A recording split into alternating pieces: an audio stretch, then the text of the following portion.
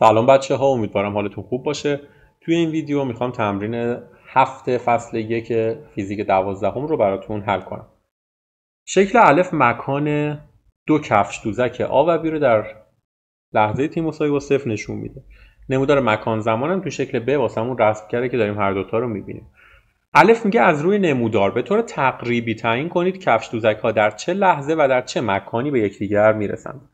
خب ما اگه بیایم اینجا رو محل برخوردشون قرار بدیم، چرا؟ چون اینجا داره x برابر هستند اینها، یعنی در واقع xشون با هم برابر میشه و در یک زمان، یعنی توی یه لحظه توی یک مکان هستن، پس عملا برخورد کردن با هم. حالا اگه از روی نمودار نگاه کنیم متوجه میشیم که تیمون بین 3 و 4، ما تقریبا تی رو میگیریم 3.5 ثانیه و xمون هم بین 0 تا 1 که اینم تقریبا همون نیم متر میتونیم در نظر بگیریم، یعنی مکانشون میشه نیم متر بعد از مبدأ و زمانشون هم 3.5 ثانیه بعد از شروع حرکتشون.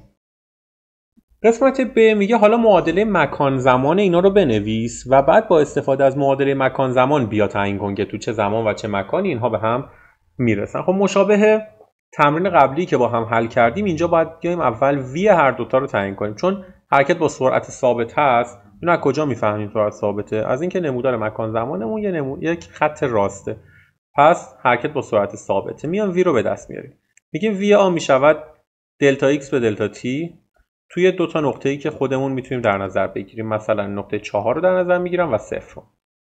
زمان اون میشه 4 منهای 0 و مکانمون هم تو لحظه 4 مکانمون 0 منهای تو لحظه 0 هم لحظه شروع مکانمون 4 هستش، پس میشه منفی 4 به روی 4 که میشه 1. منفی 1 متر بر ثانیه میشه سرعت آ.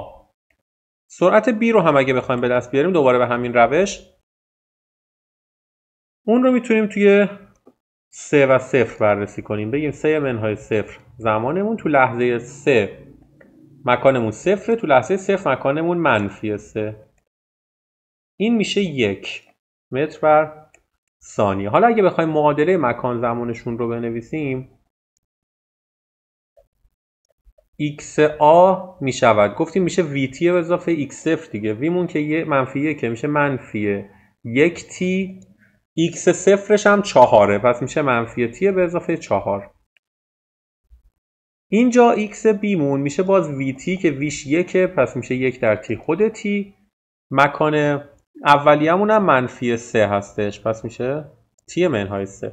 این شد معادله مکان زمان آ و بی. حالا وقتی من میخوام محل و در واقع زمان همرسی رو پیدا کنم، باید این دوتا رو بذارم توی دستگاه، یعنی x هاشون در واقع باید با هم برابر باشن. x آ باید با x بی برابر باشه، پس در نتیجه منفی t به اضافه 4 باید برابر باشه با t منهای 3. این معادله رو اگه مرتبش کنیم، منفی t رو بیاریم اینور، 2t مساوی میشه با 7 و t میشه 3.5 ثانیه. حالا این 3.5 ثانیه که ما به دست آوردیم، توی هر کدوم از این دوتا معادله‌ای که اینجا داریم اگر به دلخواه بذاریم، x اون به دست میاد. x هر کدوم به دست بیاد، x اون یکی هم همونه دیگه، چون دارن به هم میرسن.